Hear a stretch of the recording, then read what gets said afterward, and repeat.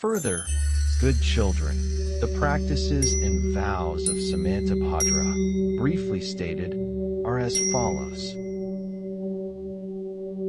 First, to worship all Buddhas. Second, to praise the virtues of the thus come one. Third, to broadly cultivate offerings. Fourth, to repent misdeeds and reform. Fifth, to rejoice at others' merits and virtues. Sixth, to request the turning of the Dharma wheel. Seventh, to request the Buddhas to dwell in the world. Eighth, to constantly study with the Buddha. Ninth, to always accord with living beings.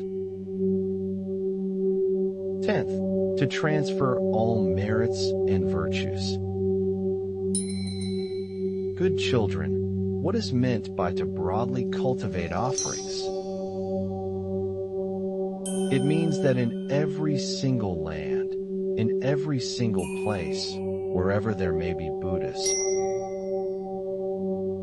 Bodhisattvas, Pratika Buddhas, Arhats, even the 7 kinds of gems that fill those places. As many as there are atoms in all the lands, I offer them all to those thus come ones. Those thus gone ones, Arhats, the perfectly enlightened ones. May the gods and humans all make supreme offerings. With respect to each atom, there appear atoms as numerous as all the atoms, and with respect to each atom, there are all kinds of clouds of offerings, clouds of flowers, clouds of garlands, clouds of heavenly music, clouds of heavenly umbrellas, clouds of heavenly clothing, and all kinds of clouds of incense. Clouds of paste incense, clouds of powdered incense, and all kinds of clouds of burning incense. I adorn all these with all kinds of arrangements. Good children, among all the offerings, the offering of Dharma is the most superior. What is meant by the offering of Dharma? It means cultivating according to the Buddha's teaching, benefiting oneself and others. Receiving, upholding, reading, reciting, understanding and explaining it, and cultivating according to its teaching. Further, good children, what is meant by to repent misdeeds and reform? It means that all the offenses I have committed in the past, created by my body, mouth and mind, born of greed, anger, and delusion, from beginningless time until now. All the obstructions that I have accumulated, all those I now repent. Good children, what is meant by to rejoice at others' merits and virtues? It means that, in all the lands and oceans, there are all the beings in the 6 paths. From beginningless time until now, with respect to all the merits and virtues they have cultivated, whether great or small, even those as little as a mote of dust. I rejoice at them all. I rejoice at the merits and virtues of all the Buddhas, thus come ones, in all the 10 directions and 3 periods of time. From the first thought of enlightenment until the accomplishment of Buddhahood. I rejoice at all their merits and virtues. Also, with respect to all the Pratika Buddhas, Arhats, and those who are still learning and those beyond learning, as well as all living beings in the 10 directions.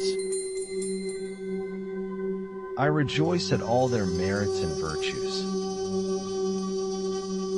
Further, good children, what is meant by to request the turning of the Dharma wheel? It means that in every single land, in every single dust mote, there are atoms of dust as numerous as all the atoms, and in each of those atoms of dust, there are Buddhas as numerous as all the atoms, all seated amidst a multitude of bodhisattvas. I use my body, mouth, and mind in every way to request them to turn the Dharma wheel. I turn the unsurpassed Dharma wheel forever, teaching and transforming all living beings. I do not become weary or discouraged. Good children, what is meant by to request the Buddhas to dwell in the world? It means that in every single land, in every single dust mote, there are atoms of dust as numerous as all the atoms, and in each of those atoms of dust, there are Buddhas as numerous as all the atoms, all seated amidst a multitude of bodhisattvas. In all of them, I believe there is the sound of speech. I use my body, mouth, and mind in every way to request them to dwell in the world. I wish that they would dwell here forever, benefiting and bringing joy to all living beings. I do not become weary or discouraged. Good children, what is meant by to follow the Buddhas and learning? It means that I learn in accord with all the Buddhas, the thus come ones, throughout the 10 directions and the 3 periods of time. I have already learned, I am now learning, and I will learn in the future. I learn about their precepts, concentration, wisdom, liberation, and knowledge and vision of liberation. I do not become weary or discouraged. Good children, what is meant by to constantly accord with the Buddhas? It means that of all the Buddhas, the thus come ones, throughout the 10 directions and the 3 periods of time, when their minds first awaken, I constantly accord with them. When they turn the Dharma wheel, I constantly accord with them. And when they demonstrate nirvana, I constantly accord with them. I do not become weary or discouraged. Good children, what is meant by to transfer all merits and virtues? It means that from the first thought until now, of the good roots of merit and virtue that I have cultivated in giving, precepts, and learning, as well as the good roots of merit and virtue cultivated by all living beings in the 10 directions and 3 periods of time, I gather all of them together. I share them and give them to all living beings. I vow that all living beings will always be happy without sickness or pain. I obtain the supreme great wisdom. Every single thought multiplies limitlessly. It reaches the exhaustion of the future. I do not become weary or discouraged. Good children, these are, in brief, the 10 great kingly vows. If all bodhisattvas follow and accord with these great vows, they will then accomplish the practice of benefiting living beings. Then they will accomplish the supreme Bodhi. Therefore, good children, of these 10 great kingly vows, some accord with the Buddhas, some extol the thus come once. Some extensively make offerings, some repent of karmic obstacles, some rejoice at merits and virtues, some request the turning of the Dharma wheel. Some request the Buddhas to dwell in the world, some constantly follow the Buddhas in learning, and some constantly accord with the Buddhas. All merits and virtues are transferred to benefit all living beings.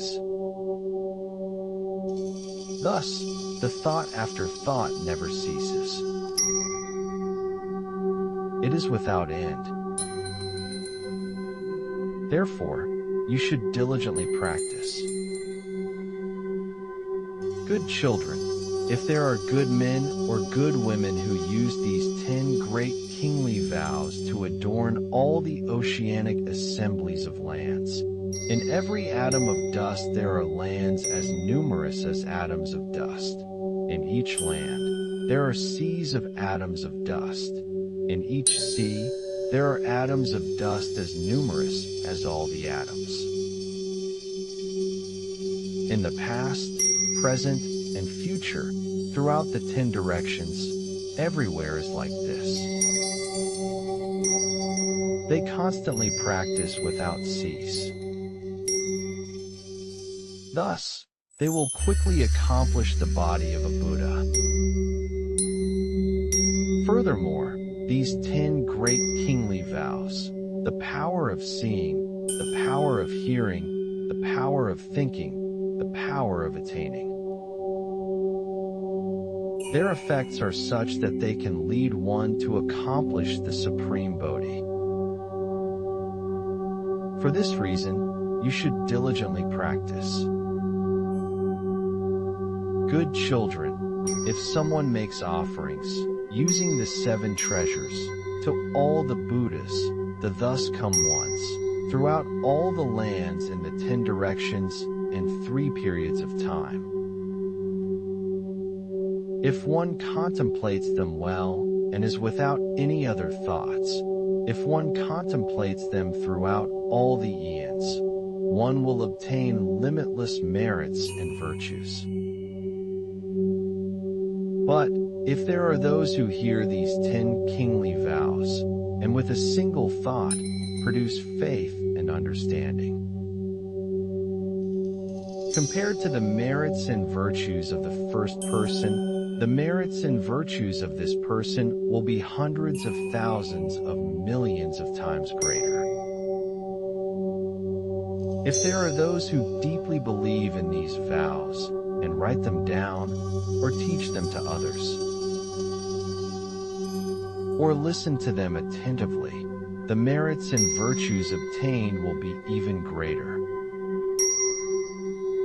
If there are those who always, in their every thought, remember these vows, they will then obtain limitless blessings and the ability to extinguish all evil karma.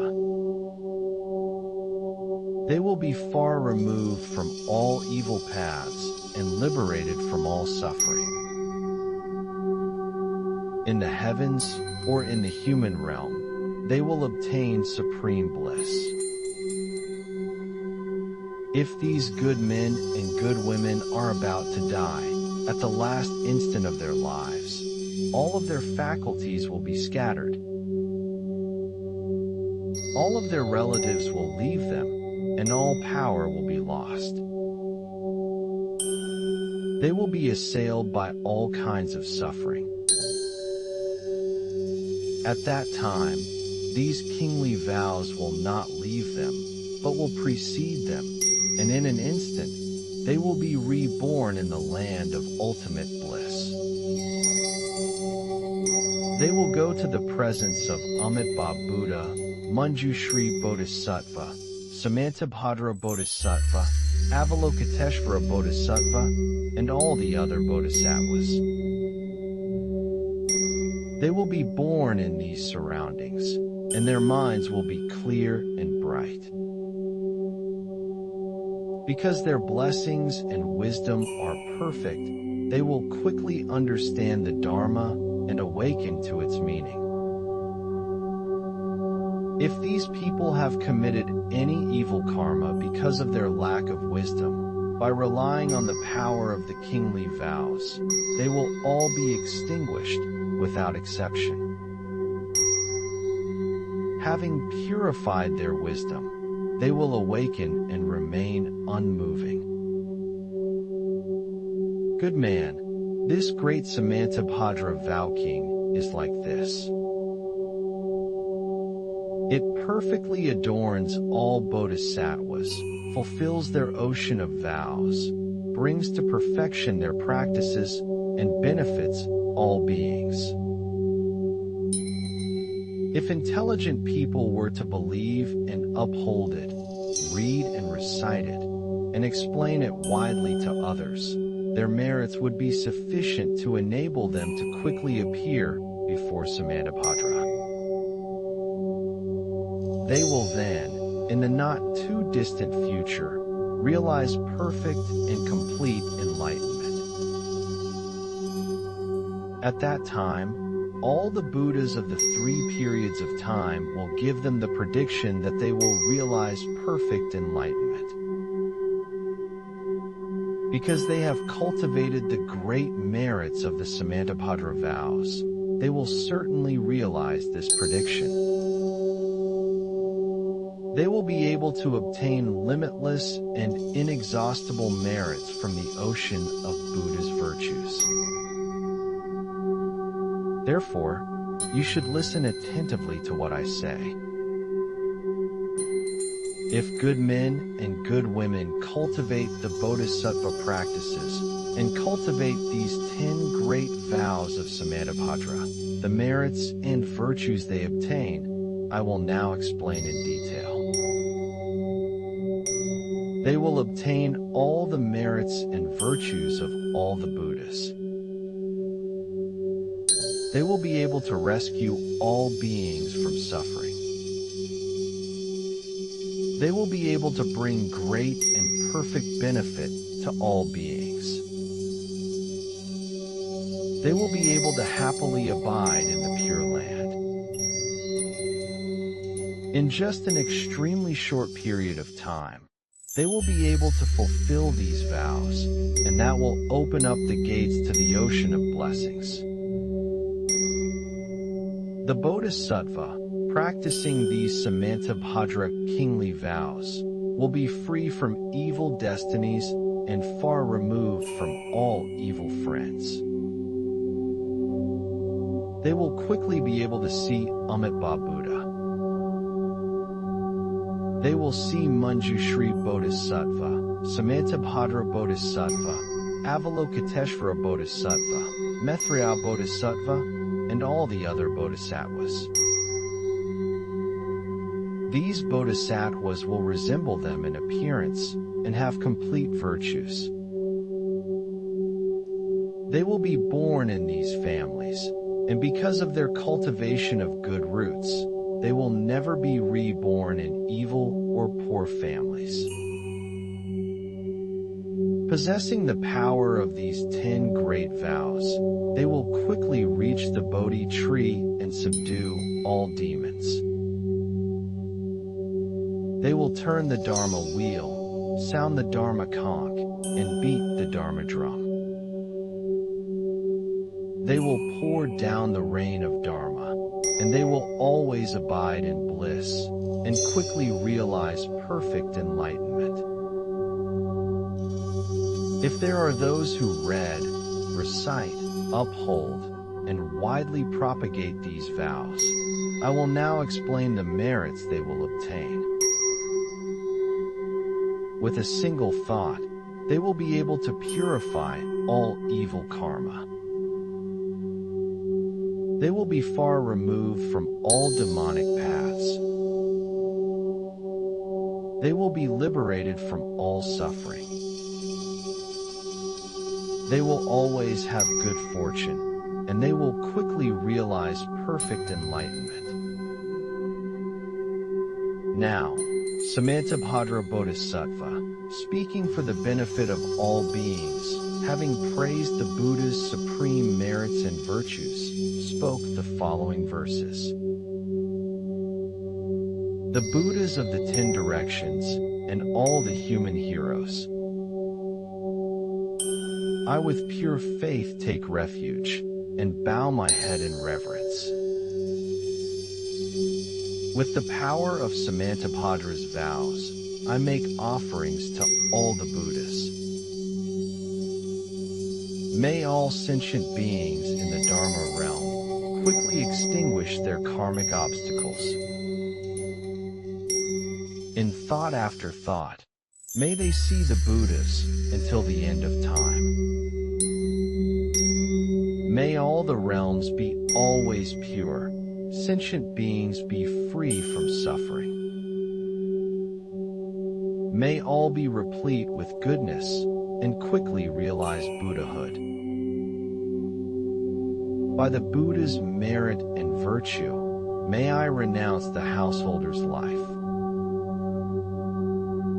Following the Buddha, may I practice and purify all that I do. May I always uphold the pure precepts and be without fault or blemish. May I perfect all pure practices and benefit all sentient beings. May I abide in the Buddha's teachings and never retreat from Bodhi. May I be replete with merit and wisdom, and my spiritual powers be vast and great. In all places, may my wisdom light extinguish the darkness of ignorance. May I master the worldly skills and perfect the meaning of the Buddha's teachings. May I always practice for the benefit of all and perfect the vows of Samantabhadra.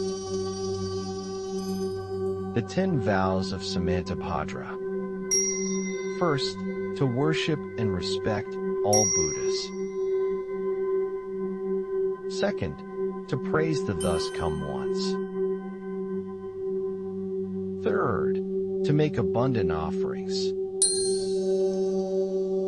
Fourth, to repent misdeeds and reform. Fifth, to rejoice in others' merits and virtues. Sixth, to request the Buddhas to turn the Dharma wheel. Seventh, to request the Buddhas to dwell in the world. Eighth, to always follow the Buddha's teachings. Ninth, to accommodate and benefit all sentient beings. 10th, to transfer all merits and virtues universally. The chapter on the universally worthy Bodhisattva's conduct and vows.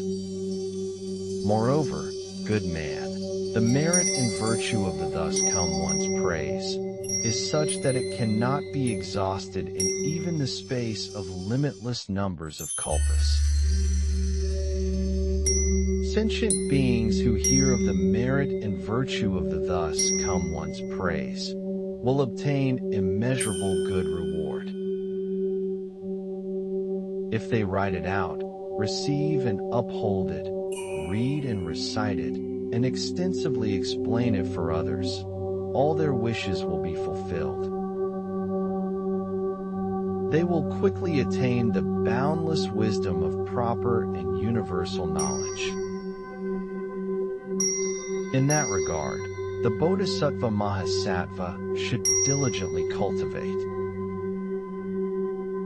When cultivating these excellent benefits in all Buddha lands, at every turn, he will never be separate from the thus come one.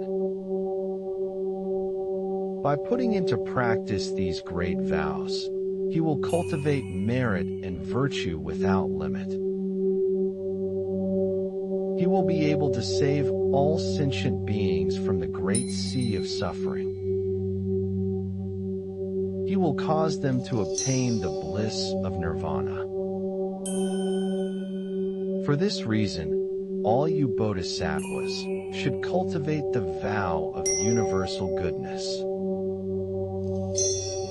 If a good man or good woman fills worlds as numerous as all the dust motes in lands equal in number to the dust motes in 10 inexpressible, unspeakable, numberless, great thousand world systems, with all the good things to make offerings to all the thus come ones, great enlightenment ones, what merit and virtue would that good man or good woman obtain?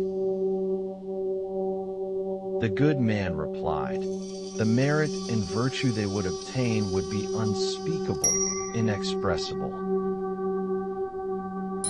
Good son, if good men and good women were to hear of these 10 great vows of the great conduct of the universally worthy one, and upon hearing them were to believe and understand them, accept, uphold, read, and recite them,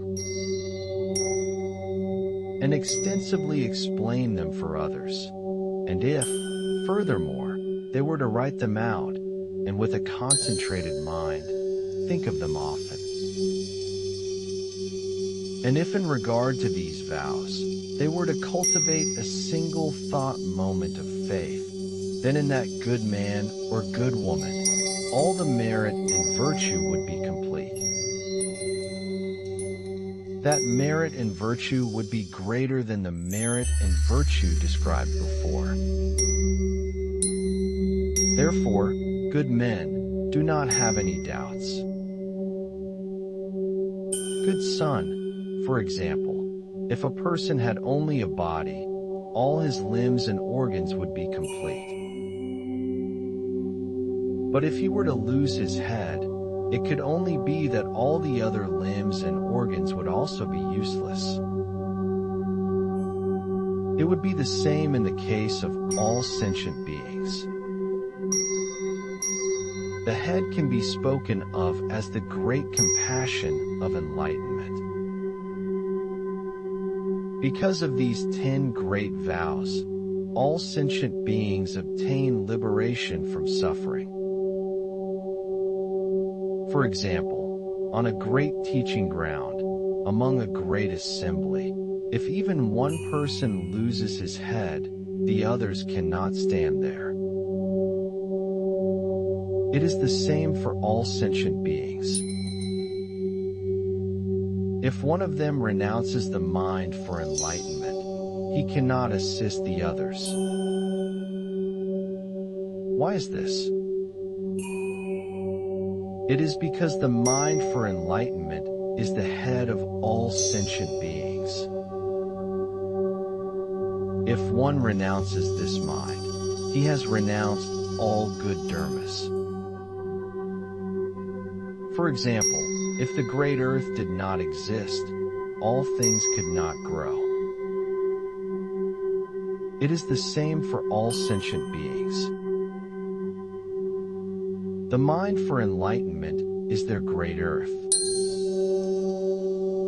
It is on this earth that all good dharmas grow. For example, if a person had eyes, he could see all things. It is the same for all sentient beings. The mind for enlightenment is their eyes. With these eyes, they can see the road to proper knowledge. For example, if the sun came out, it could illuminate the world. It is the same for all sentient beings. The mind for enlightenment is their great sun. It is with this sun that they can illuminate the road to proper knowledge. For example, The great ocean can hold all the water in the world. It is the same for all sentient beings. The mind for enlightenment is their great ocean. It is in this ocean that the waters of merit and wisdom collect.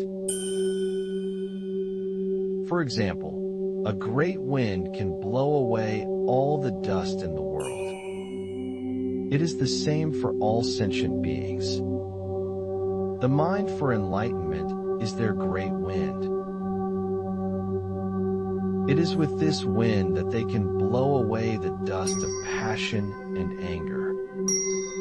For example, fire can burn whatever it wants to. It is the same for all sentient beings. The mind for enlightenment is their great fire. It is with this fire that they can burn the fuel of ignorance and craving. For example, a great cloud can rain down on all the earth. It is the same for all sentient beings. The mind for enlightenment is their great cloud.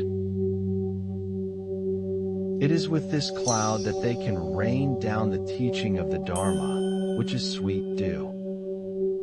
For example, a vajra is hard and indestructible. It is the same for all sentient beings. The mind for enlightenment is their vajra. It is with this vajra that they can smash all their afflictions. For example, Mount Sumeru is the tallest mountain.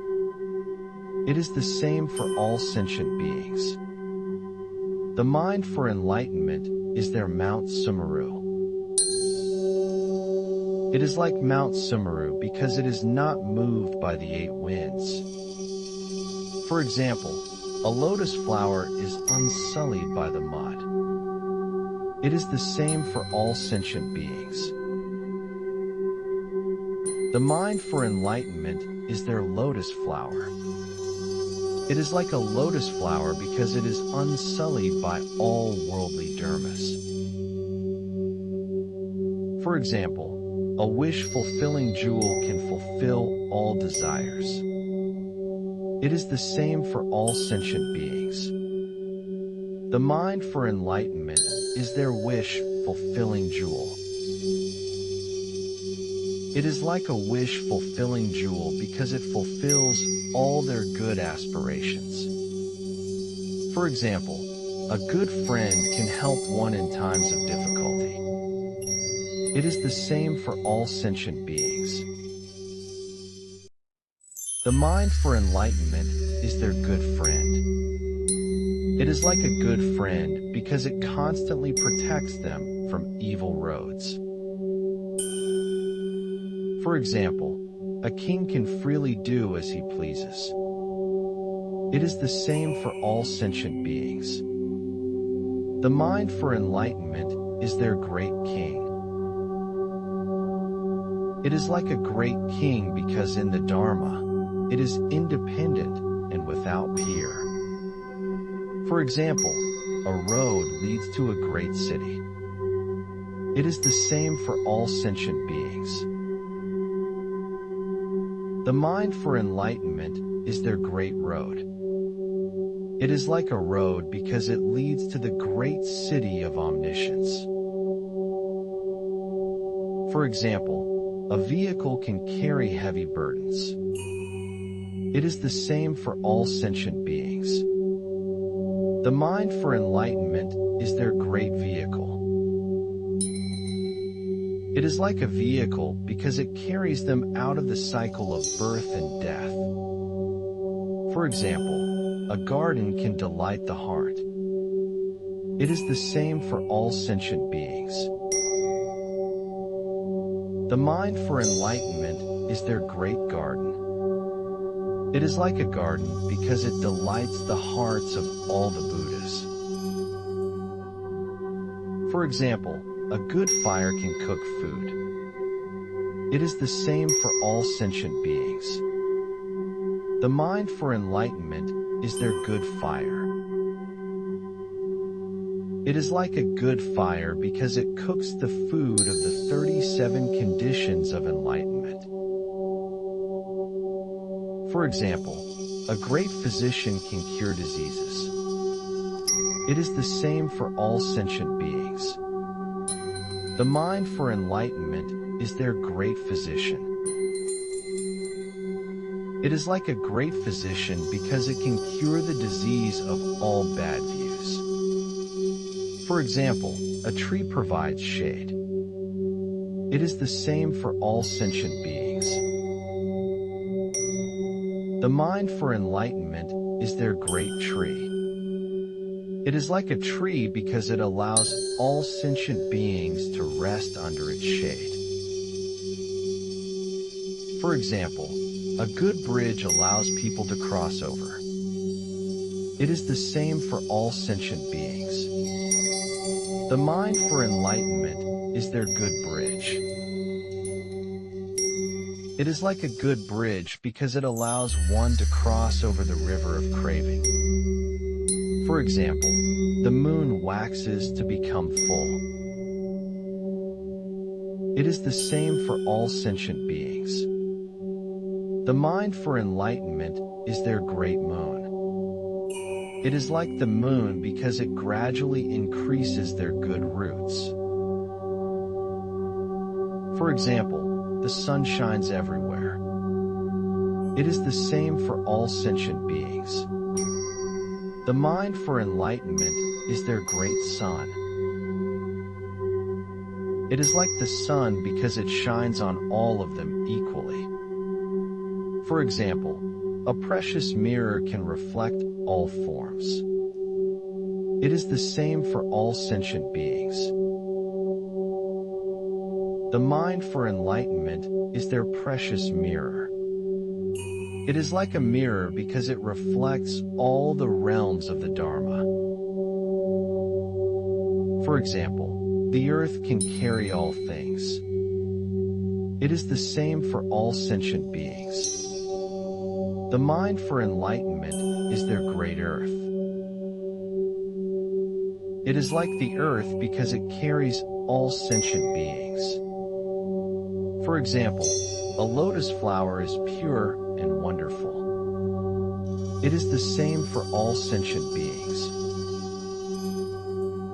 The mind for enlightenment is their lotus flower. It is like a lotus flower because it is pure and wonderful. For example, a dragon can bring rain. It is the same for all sentient beings. The mind for enlightenment is their great dragon. It is like a dragon because it rains down the Dharma on them. For example, a palace is a place of rest. It is the same for all sentient beings. The mind for enlightenment is their palace. It is like a palace because it allows them to rest. For example, a city protects one from danger. It is the same for all sentient beings. The mind for enlightenment is their great city.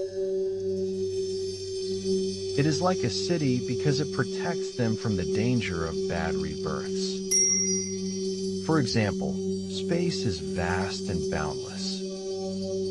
It is the same for all sentient beings. The mind for enlightenment is like space. It is like space because it encompasses everything. For example, a wish-fulfilling tree can grant all desires. It is the same for all sentient beings. The mind for enlightenment is their wish-fulfilling tree. It is like a wish-fulfilling tree because it fulfills all their good desires. For example, a treasure chest contains many valuables.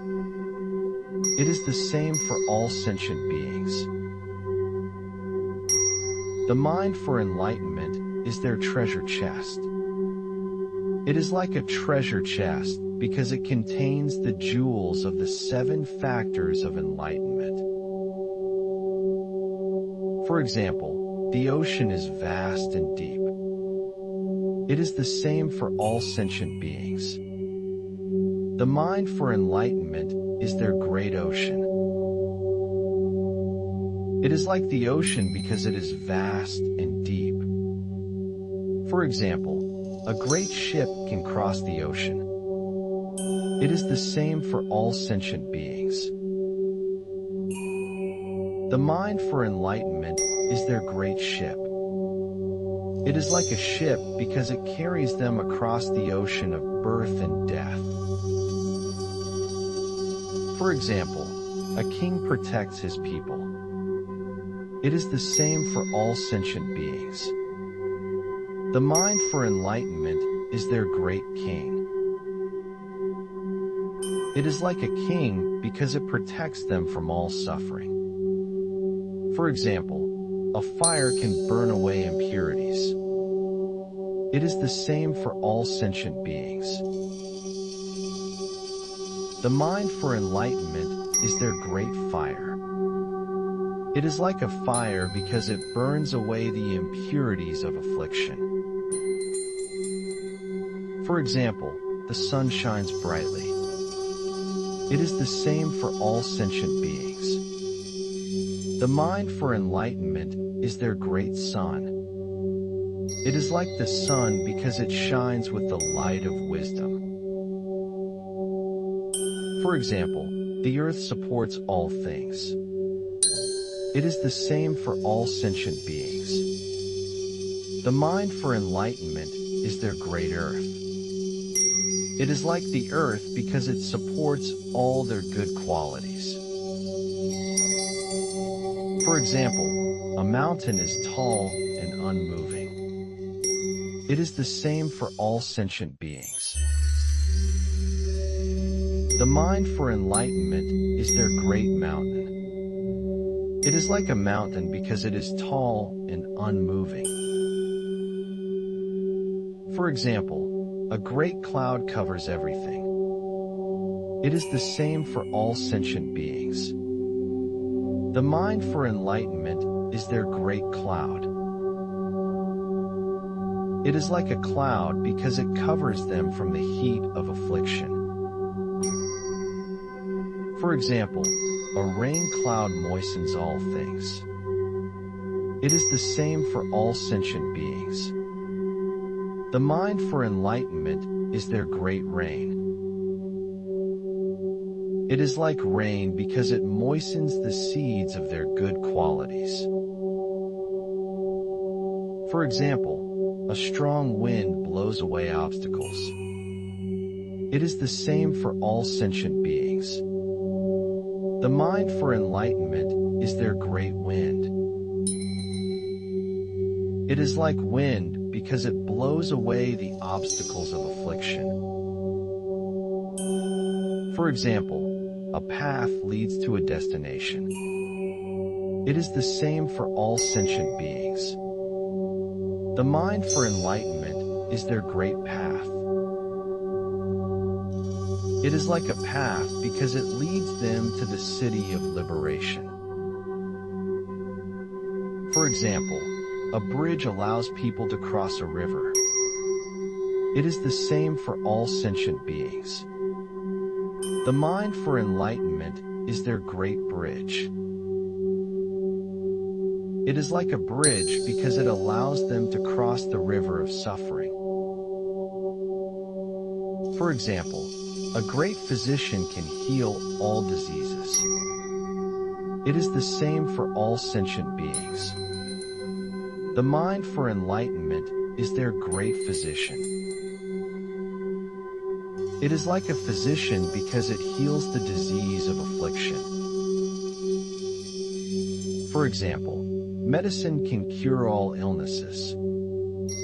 It is the same for all sentient beings. The mind for enlightenment is their great medicine. It is like medicine because it cures the illness of affliction. For example, A good friend helps in times of need.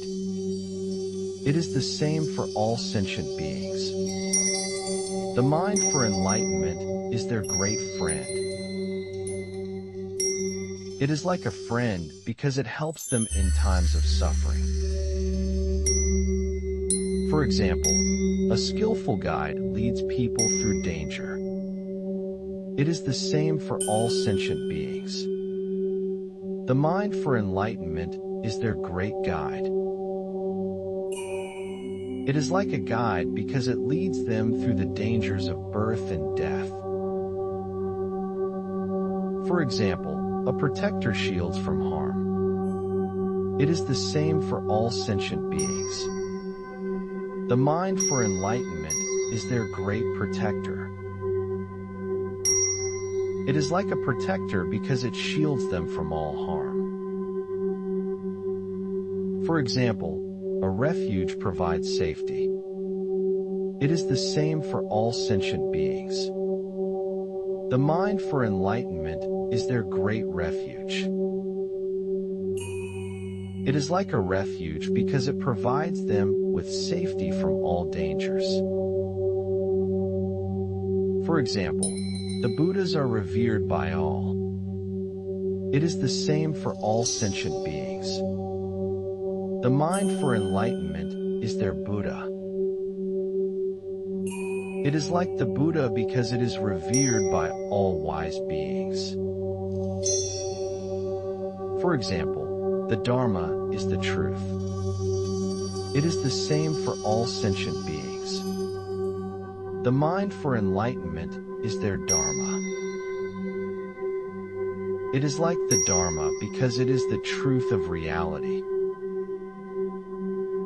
For example, the Sangha is a community of practitioners. It is the same for all sentient beings. The mind for enlightenment is their Sangha. It is like the Sangha because it is a community of those seeking liberation. Thus, the mind for enlightenment has infinite qualities, like space encompassing everything, benefiting all sentient beings. Therefore, all bodhisattvas should diligently cultivate this mind. Furthermore, sons of the Buddha, bodhisattvas should purify the profound mind of faith. By purifying the profound mind of faith, they will accomplish all virtues. Sons of the Buddha, what is the profound mind of faith of the bodhisattvas? Sons of the Buddha, with a profound mind of faith, bodhisattvas believe that all Buddhas, world-honored ones, are without exception the same in their knowledge. They believe that all the Buddha's teachings are good to practice. They believe that by practicing according to the teachings, they can reach the other shore. They believe that all the bodhisattvas are their good teachers and guides. They believe that they can learn from the bodhisattvas and progress on the path to enlightenment. They believe in their own inherent capacity for enlightenment.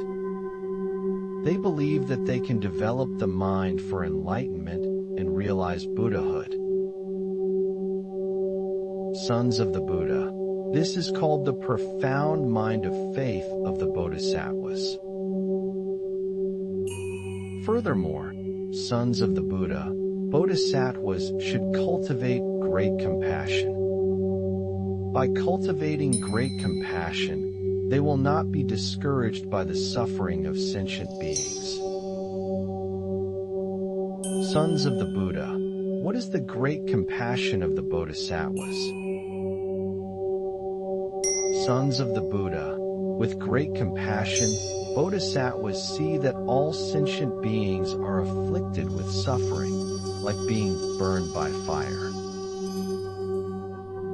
They see that all sentient beings are lost in the darkness of ignorance, without any light to guide them. They see that all sentient beings are drowning in the ocean of birth and death without any shore to reach. They see that all sentient beings are bound by the chains of affliction without any freedom to move. They see that all sentient beings are sick with the illness of craving without any medicine to heal them. They see that all sentient beings are poor and destitute without any wealth to sustain them. They see that all sentient beings are fearful and anxious, without any refuge to protect them. They see that all sentient beings are ignorant and confused, without any wisdom to enlighten them.